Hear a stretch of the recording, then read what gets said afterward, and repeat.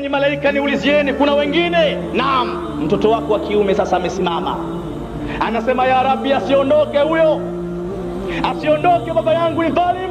Mimi alimpeleka skuli, amenipeleka tuition, amenipeleka katika mashule ya ufundi. Baba yangu alikuwa akinipeleka nikasome Kiingereza, lakini wallahi hakunipeleka nikasome kitabu cha Mwenyezi Mungu Subhanahu wa Ta'ala.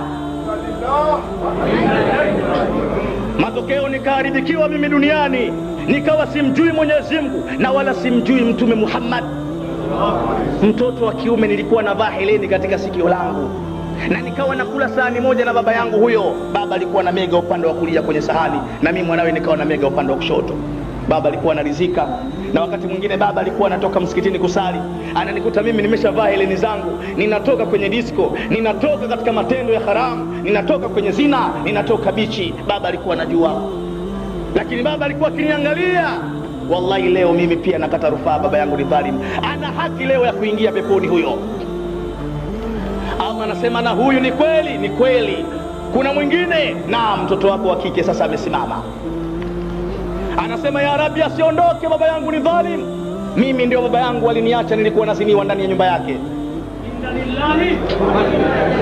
Nilikuwa nakuja kuchukuliwa na watu wenye Vespa, walikuwa wanakuja kunichukua. Watu wenye maktuu wanapaki barazani, baba yuko ndani, anafungua dirisha, anasogeza pazia, baba anaona mtoto wake naingizwa ndani ya Vespa. Baba anajua mwanangu anakwenda kuziniwa, baba alikuwa akijua, lakini baba hakuchukua hatua yoyote mpaka nikawa napata mimba za uzinifu. Mimi wallahi nina watoto watatu, wote ni wako nje ya ndoa. Baba anajua haya, na zaidi ya yote baba alikuwa akichukua fedha kutoka kwa wazinifu. Walikuwa wanakuja nyumbani, anawapokea baba, wanampa saluni, wanampa msuli. Baba anavaa, anasema alhamdulillah.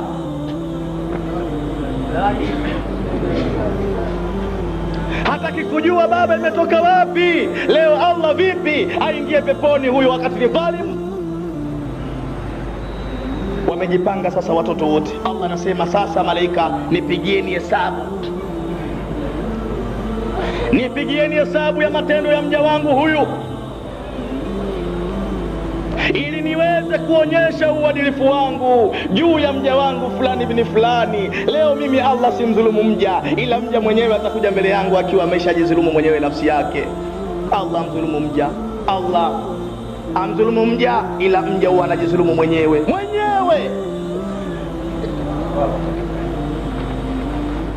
Malaika wanapiga hesabu, na si muda mrefu wanamueleza, ya Rabbi, mja wako duniani aliishi miaka 72 na miaka 45 hasa ndio alidumu na ibada. Mja wako hakuacha ibada, alikuwa akifunga vizuri Ramadhani, alisimama usiku, alifanya juhudi, alikwenda kwenye jitimai, alifanya kadha wa kadha wa kadha mpaka mauti yakamtembelea. Allah anasema sasa naonyesha uadilifu kwa mja wangu. Katika hii miaka 45, chukueni miaka 5 hii, hesabu ya matendo yake mema aliyofanya mja wangu, yote hesabu yake, akaunti yake, mpeni mke wake fulani binti fulani.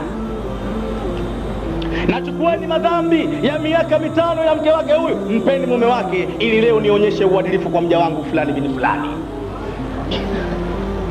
Na chukueni miaka 4, mpeni mtoto wake wa kiume. Na chukueni miaka 3, mpeni mtoto wake wa kike, na wengine wote wapeni, walipeni.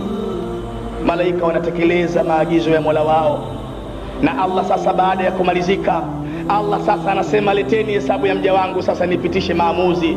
Inaletwa hesabu, haina kitu, imemalizika.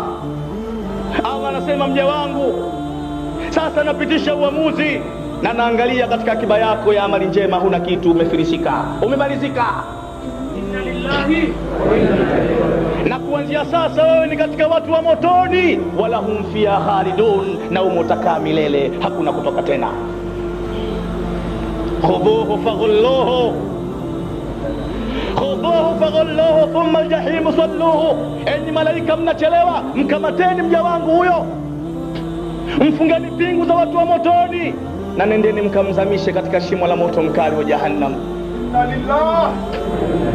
Ya ayyuhalladhina amanu inna min azwajikum wa auladikum adwa lakum fahdharuhum. Enyi mlioamini, enyi mlioamini, hakika baadhi ya wake zenu na watoto wenu ni maadui zenu, mjihadhari nao. Si maneno yangu.